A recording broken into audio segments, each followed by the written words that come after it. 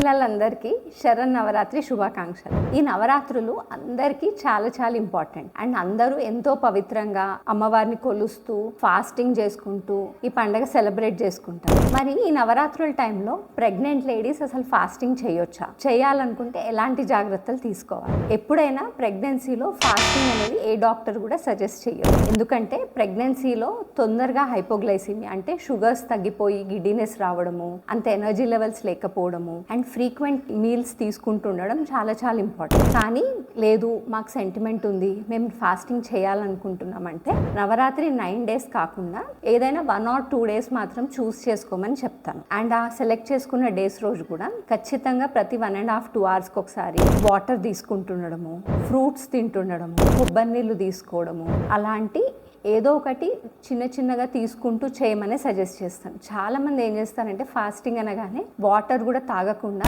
Next 2 రోజులలో dehydrate అయిపోయి కళ్ళు తిరుగుతున్నాయని, యూరిన్ ఇన్ఫెక్షన్స్తో ఇంకా రకరకాల ప్రాబ్లమ్స్తో మా దగ్గరకు వస్తారు. ఆ మిస్టేక్ మాత్రం చేయకండి. మీరు ఫాస్టింగ్ చేయాలనుకుంటే కంపల్సరీ ప్రతి 1.5-2 hours ఫ్రూట్స్ కానివ్వండి, వాటర్ కానివ్వండి, ఇవన్నీ కంటిన్యూ చేసి చేయండి. అండ్ మధ్య మధ్యలో మంచిగా రెస్ట్ తీసుకోండి. Thank you.